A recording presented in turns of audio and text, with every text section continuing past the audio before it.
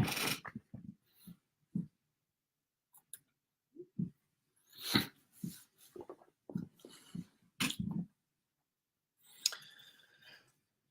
welcome back, everyone. Hope everyone's having a fantastic day, and we're almost through the week.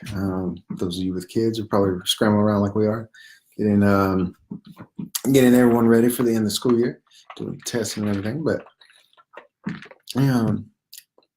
hey, Jamie, hey, Roberta, welcome, everyone. Today we're going to talk about kind of a mix between the post I made yesterday about how our habits get us trapped, or little daily or momentary decisions. Everything we do leads us somewhere, and kind of a mix between that and the post today. There's been a lot of feedback on both of them of how we run these unconscious patterns that lead us somewhere we don't want to go. And the funny thing about it is our unconscious is trying to get us exactly where we want to go. So if you're showing up with results that you're not happy with, you need to look at, well, where's the underlying belief that's causing this?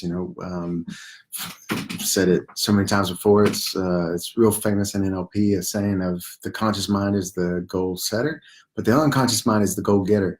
So if you set a goal consciously, everybody does it, New Year's Day, oh, I'm going to lose 50 pounds. I'm going to get in the best shape of my life, have a six-pack, make $1 million, get the woman of my dreams, and have 7 kids, and white picket fence, and the whole 9 yards. And then around January 14th, all that's come to a screeching halt. And the reason for that is the unconscious mind is programmed to go somewhere else other than the location that the conscious mind believes it wants to go. And that can be numerous things, but it all comes down to some form of baggage or some form of belief. And there's a secondary gain to sabotaging that goal. And, in the context of health, fitness, weight, a lot of times with people, it's simply that their internal thermostat is set to, X amount of pounds heavier than they want to be, because of a protection thing. So often people dress a certain way, trying to hide under layers or something. And, our unconscious mind is doing the same with the body fat. A lot of times is trying to hide, trying to withdraw from the outside world. There's something we're trying to hide. So if you go back, hey, Brian, Kelly Ray, how are you, Kelly? Fellow master practitioner and longtime friend. There's this, the unconscious mind, there's a being inside ourselves. Like, you look in the mirror every day for all your life, you're a different person constantly, right? You look totally different than you did 15 years ago. So the external person, we all know, is not who we actually are. So who we are is somewhere inside, and that being a lot of times is trying to hide from the outside world. I was talking to a very dear friend of mine earlier, and she mentioned a time where she was embarrassed by a school teacher for actually being one of the top in the class. She's one of the most driven individuals I know. But they tried to metaphorically beat that out of her when she was younger. Not physically, but through different ways. And one of those ways was embarrassing her, Lord, in front of the class. And she realized, like, she's had some weight issues in the past, and it was she's like, a lot of it came from this one particular experience where a teacher called her out.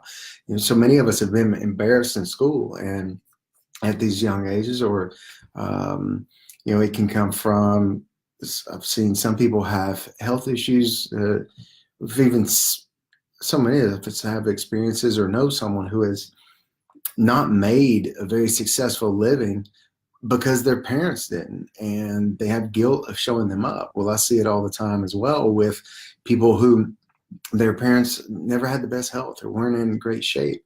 And so they unconsciously sabotage themselves because we have this innate desire to be accepted by others, but especially our parents, the people who are supposed to love us the most and protect us the most, love us unconditionally. And we have this constant desire to want to please them, even whether you had perfect childhood or a terrible childhood, there's still an innate desire to want to be accepted by them. It comes from, we're very tribal creatures. In the past, if someone in the tribe wasn't doing their job, the whole tribe failed. Well, we don't have that anymore, but we still have that unconscious reptilian brain programming for that. So that's the in the world of personal development, they talk about show me the 5 people you hang out most with, and I'll show you your future. Well, that's talking about, if you hang around with 5 people who have a lack mentality and a dead broke mindset, well, you're going to end up there. It doesn't matter. If you're a billionaire and you hang out with people who only make 20 grand a year and you constantly hang out with them, well, they're thinking different than you. And sooner or later, power in numbers, if there's 4 or 5 of them and there's 1 of you, they're going to outweigh you. Well, and that's why Bill Gates doesn't hang out the same places you or I do typically, because he's hanging out with people who think like he does. And while a lot of us are working our way there, we're not there yet. Find out, you'll know you're there when you're hanging out with Bill Gates, I guess. But it's the same thing with everything we do in life. And our way is no different. I've seen so many friends get in a relationship and the stronger personality wins. One of them eats healthy and works out all the time. The other one just wants to sit on the couch, watch TV, and live off of donuts. And while those of you who know me know I have a guilty pleasure around donuts, I used to have an addiction, so to speak, in the past. But one of those is going to win. Sooner or later, someone's going to slide off of their habit pattern. That's typically the strongest personality. And I've seen it go either way. I've seen people who were in fitness competitions end up just leaving them altogether and gain tons of weight, or even seem like they aged 10 years in a year or two. And then I've seen it go the other way, where someone who promised they would never work out a day in their life, didn't care what they ate, also ended up around a group of friends or in a relationship with someone who health and fitness was quite important to. And then that person goes from couch potato to competing, in competitions even. So it's the programming underneath, and there's a secondary gain for it. Sandra, how are you? Fantastic to see you on here. So there's this constant need to be accepted, and there's that thermostat setting we have inside that determines exactly what we look like. Have so many different friends have been around in the fitness world, or clients I've had that who are like, my blood works perfect, my nutrition is dialed in specifically for me. I've done all the lab work, all the genetic testing. Today we're talking about just the programming that leads to our sabotaging eating, Sandra. So kind of related, a mix between my post from yesterday and the post I made earlier today. And then I was talking to a friend earlier who brought up some points as well. And we have so many times I've seen people have everything dialed into a T, where they've done, I've done it myself, and had the genetic testing, had the blood work done, had the gene testing, specifically looking for my nutrition patterns and my way of working out, what's best for me specifically, no one else. Spent all the money, invested all the time into that, and still had it not work. And it's not that the work was wrong. This stuff is very dialed in. I had to look at, there were unconscious beliefs running, there were unconscious programmings running. And I know of several experiences where someone would go through an intensive breakthrough session like we do with people, or I know of breakthrough type courses where people would go to and I actually do it sometimes with clients before I work with them in a specific area. I take a before and after picture. It's only a couple hours that I spend with them, but there's a huge dramatic shift in their physical appearance in those few hours. Face will get more slender, brighter, more vibrant. Eyes get brighter, fuller. Their posture's different, everything else. Well, the whole time our body knows exactly what we want it to do. Just consciously, we're not aware of what we told it to do. we're conscious of saying one thing, but our unconscious has a different idea. And until we get in and find out where that sabotage is going on, find out what that internal belief is, whether it's, I can't make more than my parents. I don't want them to feel bad. My dad worked so hard. My dad worked 3 jobs his whole life, and could never afford to take us on vacation, could never send us to the good schools, and could never dress us in new clothes.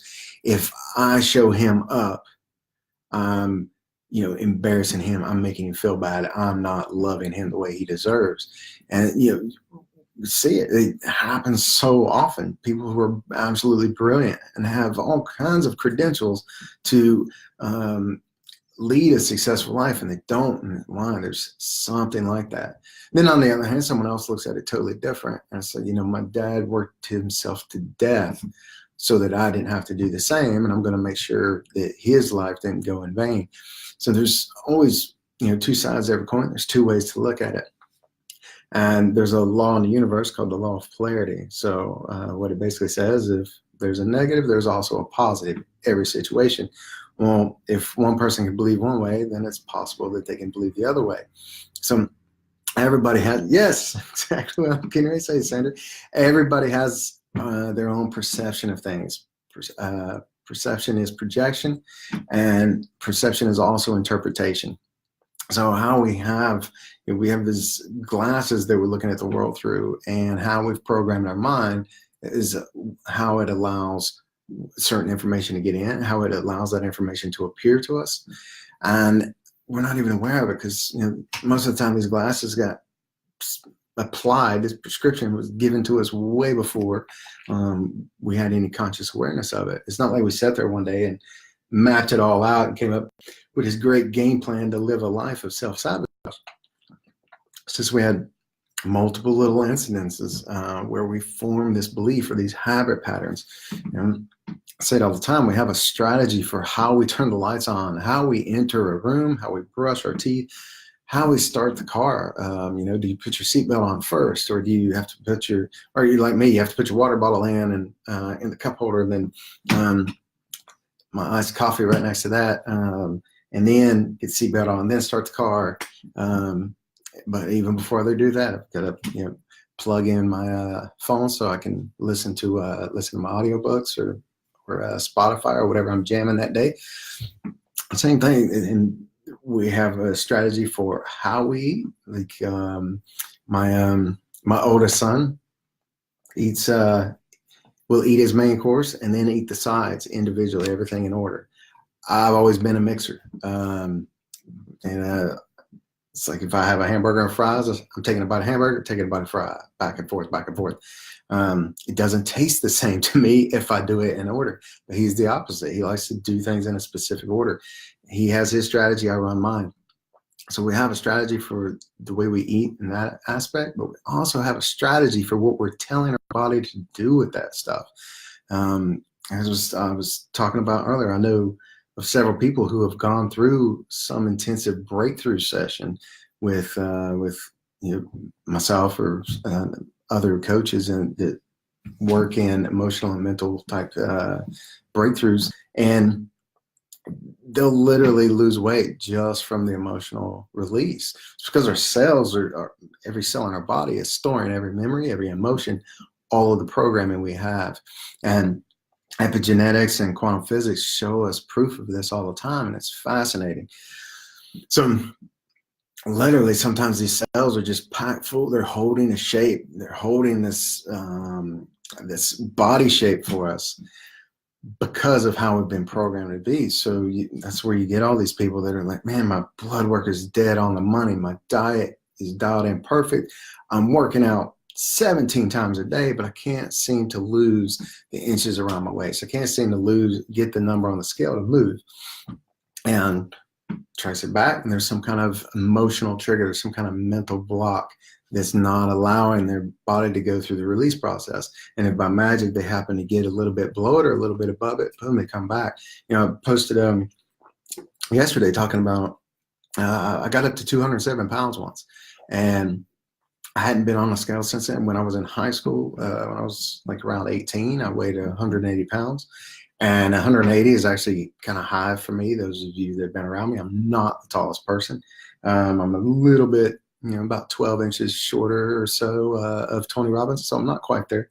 Um, but um, I was at 180, but you couldn't tell because I was slender, but I was mostly muscle. I didn't have a lot of body fat content.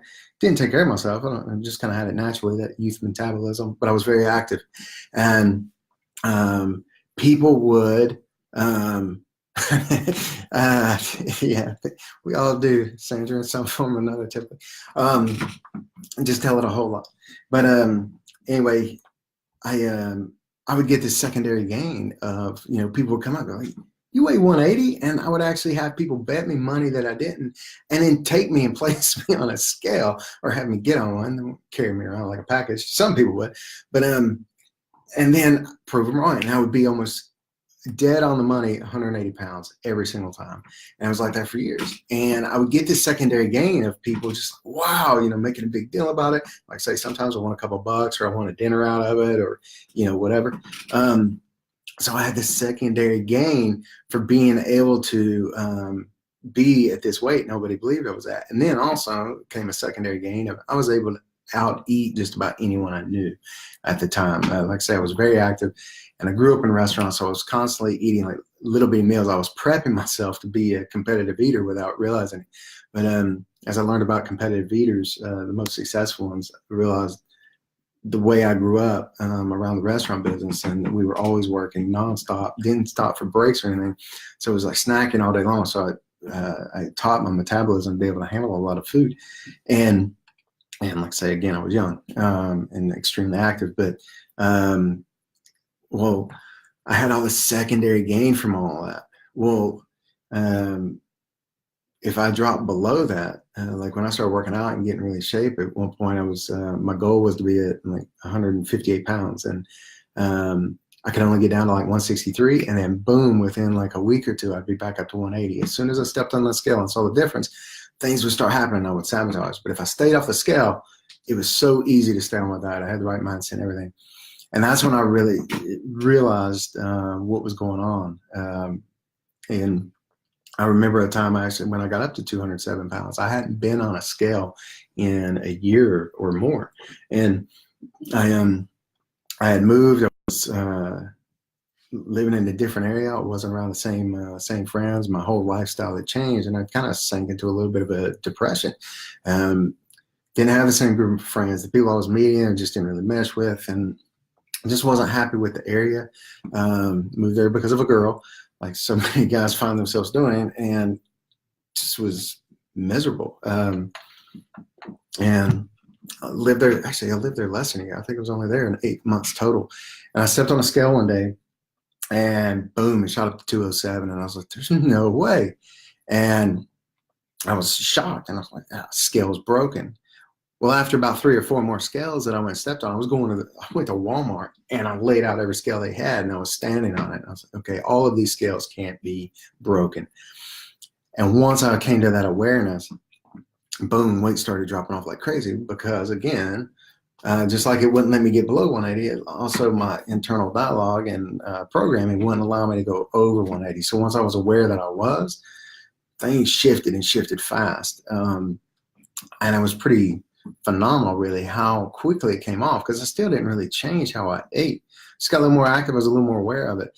But and I changed how I ate it a little bit. But at the time I was young, so like I would eat a chicken salad, like a chicken Cobb salad or something, but it would be chicken tenders chopped up and cut on it with a ton of dressing and stuff like that. Like I would pile it on.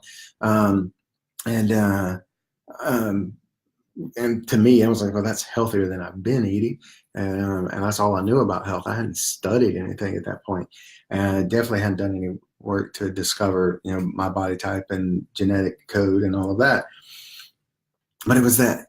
So it was a beautiful case study for me to witness, and like I say, witness it firsthand. Veronica, dear, how are you? Give your husband my love. You guys hug each other for me. Yeah, so I had this internal program in this setting that 180 was my weight. And I had that forever. And then once I got below it and I was able to reset that, I was able to drop below that some. I'm actually not far below that now, but I am about 8 pounds below that. But as I got below that, I started noticing, you know, I'd feel good. I would feel great. I felt lighter. I was more energetic, more vibrant. But still, like I say, as soon as I became consciously aware that I was off of that number that was programmed inside, I'll go shooting back. And I say it all came from some kind of program, that secondary gain of other people making such a big deal about how I could be, you know, that size and have these eating habits, but then also be the size I was, but you know, and hide that weight that well and all of that.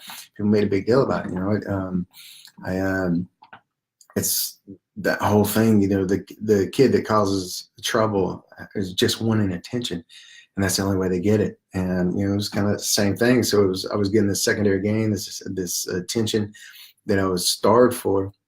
I was getting it in a way that wasn't healthy for me, but that didn't matter because, you know, we want to feel good in a moment. And it's and so often you like say with that, like I would actually have people I had there was a time I was at a Denny's and a friend of mine bet the entire staff. We were there at like 3 o'clock in the morning or like 19 and never went to bed and if this until the sun rose. And he made a bet with everybody in there. We left a cookout at his house. Like we had just eaten like 2 hours before. We get there and he bets the whole staff that I could eat 3 meals. Like they have grand slams and all these different things, like entire platters. And he ordered me 3. And he's like, I bet you he'll wipe every bit of it out himself. And a cook and a waitress both sat there and watched me the whole time and make sure nobody else helped me. And I knocked it out in the time everybody else at my table ate 1 meal. And so we would go and we would place these bets at places like this to get free food. And so eating to me became how I got acceptance, love, recognition, respect, all this stuff. And I say before I knew it, it had knocked me completely out of my health zone or whatever you want to call it. And I say I was well over the overweight range, obesity range for my size, and body fat count was through the roof. I wasn't working out time or anything, and I had to go back and reprogram that. And then I ran into another struggle when I started making a good living. Growing up, we couldn't afford to go out to eat, and even me, well into my 20s, I couldn't afford it. I was broke. So as soon as I started making some money, I was like, I don't have to cook anymore. I can go out to eat. And I got to where I was eating out 7 days a week, 3 meals a day. And so food then went from love and acceptance and all this. I had fixed that. But then I found this new way to take in food, and that was, food meant success. And so I was always hitting the restaurants, and you go to restaurants like, oh, there's so many menu options. I don't have to make any of them. So it became very easy to fall back in those old patterns and order multiple meals. I would order an appetizer, 2 or 3 sometimes if there was someone else that was actually going to be sharing them, because I didn't share food much. Not that I was stingy with it. It's just I ordered enough for me. It just looked like it was enough for everybody at the table. And then again, a lot of those old feelings came back because people would be like, you're going to eat all that? And you look the way you do? Like, no way. And started falling back into those old patterns. So I had to go and do a whole lot of cleanup there. And then once I did, got back on track, then I found myself in a job in an industry where it was 100% travel. So 6, 8, 10 months out of the year, sometimes 12 months out of the year, I was living in hotels on the road. Actually, for almost 3 years of it, I never actually stayed anywhere except for a hotel, unless I was in town where a friend lived and I stayed at their house for a couple of days. But I never stayed in my own place. So it was constant. So I was back to eating out all the time again. And I would fall back in those patterns. And I was constantly having this cycle of doing really well, and then, and loop back and back because I would go back in those unconscious patterns. So finally, I had to get real serious with myself and start digging in deep and do the work that I do with so many clients. I was like, willpower is fantastic, but it's only a small piece of it. You can have all the willpower in the world, but you're not going to overpower the unconscious belief, the unconscious programming, because again, our unconscious mind is very, it's an extremely moral being. And so if you've programmed it to be a certain way, it's not going to allow that programming to be a liar. It's not going to allow you to be a liar. So whatever it believes that you hold most important is what's going to happen. So yeah, we can sit there and tell ourselves consciously over and over again, I want to be this weight. I want to make this money. I want to have this type of relationship. I want to be this type of person. But until we've actually gone in and discovered those unconscious programs that we have from, say, so many years ago, we're going to keep sliding back. It's going to be a challenge, but once you free those up, things just roll smooth. It's like coming over the top of the roller coaster. It's a climbing up, but once you release it, you get on the other side, it's just free fall, free flowing. Everything's happening quick and smooth, just like it's supposed to. And it all comes from just changing that belief. You can't expect your computer to run. If you have a Windows computer, you can't run Mac software on it because that program is not there for it. You can buy special apps that will adapt it, and that's the same thing we're talking about. Our minds are programmed, but they can be reprogrammed, and it's actually quite easy. Everything happens in an instant. Truly, the bad habits, the good habits. It might take you years to get into that. Okay, now it's going to happen, but it just takes you years to get ready for it. The actual decision, once it's truly made, always happens in an instant, and that's why the release work so many times is so fast compared to the time we've been living with it. I had a client last week, been living with a phobia for 43 years, 45 years, something like that. And I believe she was going to have it forever. And it went away so fast, like we had to sit there and talk about it for 25 minutes afterwards to get her to, even though she had all this evidence procedure she had laid out beforehand, if this is what it's going to look like, this is how I'll know it's gone. Went through all that and a few extra little tricks I had stored away for it to really make sure she knew it. And even with all that, she was like, it was just too fast. It was just too easy. I said, well, it was just as fast, just as easy to install it. Why shouldn't it be that fast and easy to install it? It's like the old Nintendo games, or well, really even PlayStation DVDs. They all work the same. It's just as easy as you can put that disc in, just as easy as you can take it out. Same amount of time. And we are exactly the same. It's just we need to know the rules of the unconscious mind and how it works. And once we do, like I say, it's just outsmarting a toddler. It's easy. You just dangle the carrot and it comes along. Well, for a toddler, maybe not a carrot, but a lollipop or a toy or something. But once you know how to entice it, how to play the game, what it's looking for, it's easy. It's so easy. It's just like taking that disc out of the DVD player, just like taking that cartridge out of the old Nintendo. It's that easy to eject the old belief and the old patterns and install one that serves us, one that gets us where we want to be, one that empowers us and gives us our life back, gives us that freedom so that we can love ourselves, love our lives, love each other better, move on in a world where we're empowered and we're happy and passionate and excited to be there. So thanks, love. Karen, Yusuf, how are you guys? Oh, so great to see you on here. Yeah, so that's it for you guys for today. Yeah, keep sending your feedback. Keep sending me your questions, whether you post them here or in private message. So great. Have a lot of really neat stuff coming up. Some different people have reached out about some collaboration stuff. So I'm going to be doing a whole lot more of this on a grander scale and more moving forward. So as always, happy to serve. And yeah, reach out. Anything I can do to help you to move forward and live the life you desire.